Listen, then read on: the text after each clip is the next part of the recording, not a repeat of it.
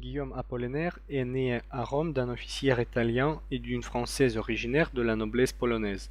Sa mère s'installe à Monaco en 1885 et il suit des études au lycée de Monaco, puis de Nice.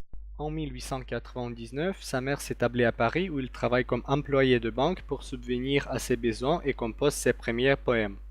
En 1901, il part comme précepteur en Allemagne où il découvre les légendes et les paysages rhénans.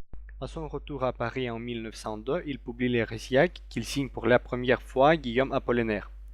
Il fréquente les milieux artistiques et devient l'ami d'artistes comme le douanier Rousseau, Maurice de Vlaminck et Pablo Picasso, qui lui fit connaître en 1907 le peintre Marie Laurencin, avec lequel il a une liaison passionnée jusqu'en 1912.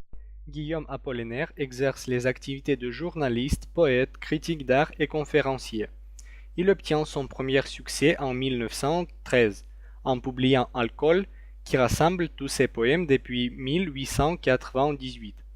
Il défend la même année la peinture contemporaine en publiant Peintre cubiste, Méditation esthétique.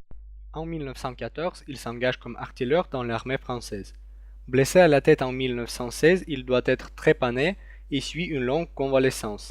Guillaume Apollinaire meurt de la grippe espagnole 2 jours avant l'armistice, le 9 novembre 1918, après avoir publié cette année-là Calligramme, poème en forme de dessin et non soumis aux vers et aux rimes, dont il est inventeur. Il est enterré au cimetière du Père-Lachaise à Paris.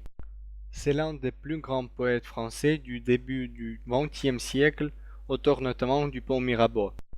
Il est le chantre de toutes les avant-gardes artistiques, notamment le cubisme, poète et théoricien de l'esprit nouveau et précurseur du surréalisme dont il a forgé le nom.